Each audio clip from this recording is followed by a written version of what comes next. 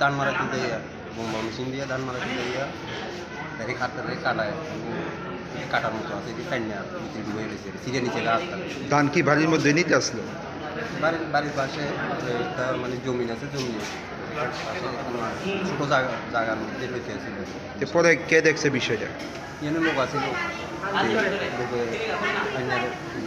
গাড়ি ফিরে বাইক করা পরিস্থিতিতে আনছে। তো এই যে হাতটা মানে মেশিনে ঢুকছে, হাতটার অবস্থা কীরকম? এটা তো এতটুকু পর্যন্ত ছিঁড়ে গেছে, গাড়ি অর্ধেক পর্যন্ত ছিঁড়ে গেছে। তো আপনারা প্রথমে কোন হাসপাতাল নিছে? বাইকুড়া। তারপর বাইকুড়ার থেকে শান্তিবাজার শান্তিবাজার থেকে দিকে। এখন অবস্থা কীরকম? অবস্থা তো বেশি ভালো না। ডাক্তারবাবুরা কি কইছে? এখনও তো ডাক্তারবাবুর সঙ্গে কথা বলছি না। নামটা কি ওনার? অমির মজুমদার। বয়স কত? বয়স 35। বাড়ি কোন জায়গায়? বাড়ি বাইকুড়া। কি করে এমনিতে? মানে কাজ মানুষের কাজ করে। ধানগুলি কি নিজের ইয়ে আছে? নিজের না, মেশিন দিয়ে চালাই আর হয়েছে মেশিন চালাচ্ছিল না, মেশিনের হাতে ধান নিতে আসলে হাত লাগে। এটা কি এর মেশিন? ধানের মেশিন। ধান নিতে আসলো? এটা কি বাড়ির মধ্যে ওই?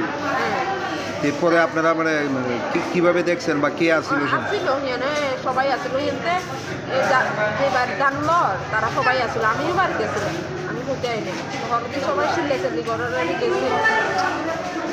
অন্য কাজ করে। যে হাটটা ঢুকছে এই হাটটার অবস্থা কিরকম? আমি দেখছি না, আমি হেঁটে গেছি।